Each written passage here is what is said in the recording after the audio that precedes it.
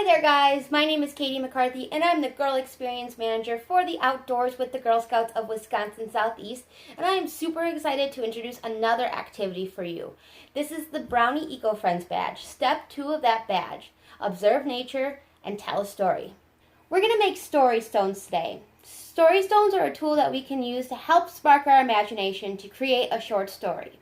All it is a collection of rocks with different aspects of a story on them, like a character or a prop or even a location.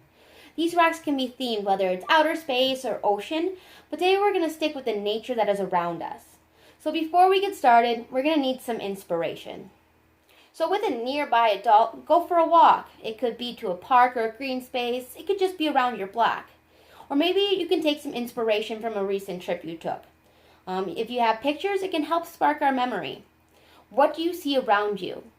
Keep a list of all the nature that you see.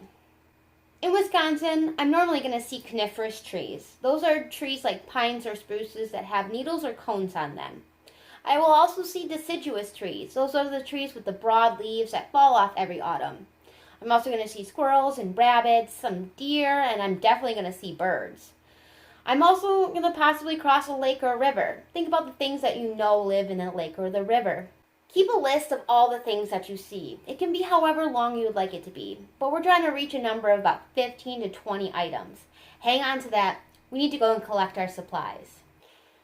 So for this project, we're going to need smooth, flattish stones. I'm lucky I can go into my yard and dig in my garden and find a whole bunch of them.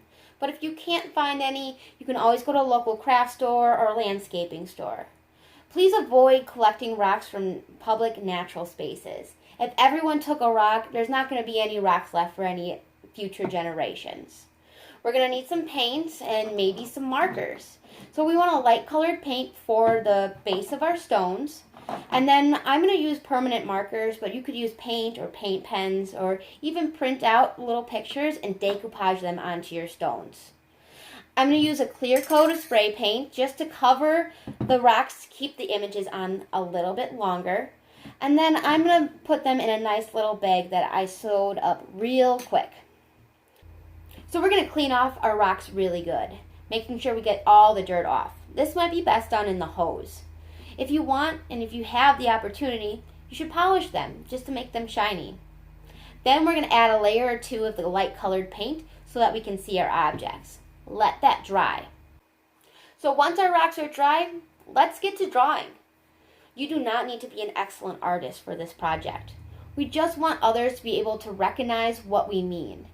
So take your time and draw your objects on each stone until you're out of stones or you have completed your list. Let them dry, and this is a good time to add your clear coat. Okay, you now have your own collection of story stones. Let's tell a story with them. Put all of your stones into a bag or even a hat, and we're going to pull out 5 stones. We're going to lay those stones out in front of us, and we're going to create one story incorporating all 5 of the objects that we pulled out of our bag.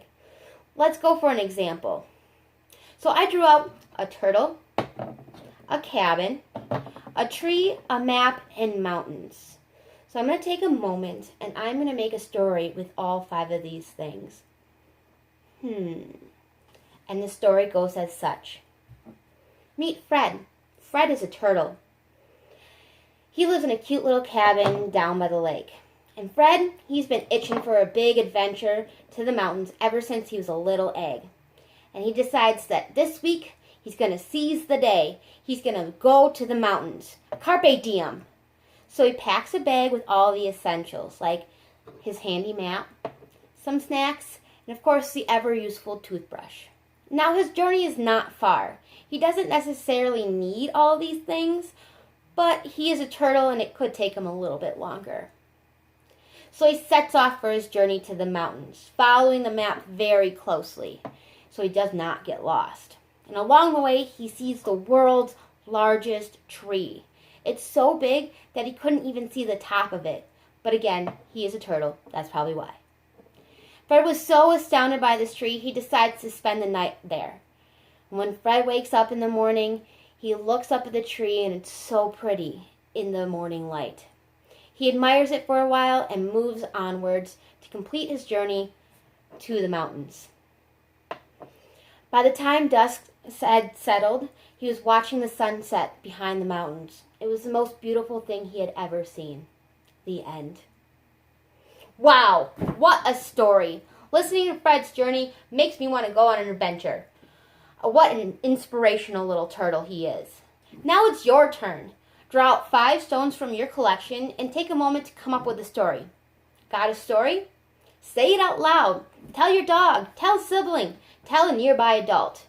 It's such a fun activity, and I hope you continue to collect more stones and add them to your collection. This will be so much fun to play with our fellow Girl Scout friends at our next camp out.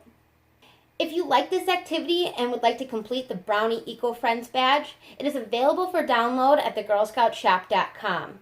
If you're interested in other online activities, check out the Girl Scouts at Home on the Girl Scouts website. And if you're not a Girl Scout and you're interested and want to learn more, check out girlscouts.org for more information. Thanks for telling a story with me. Bye!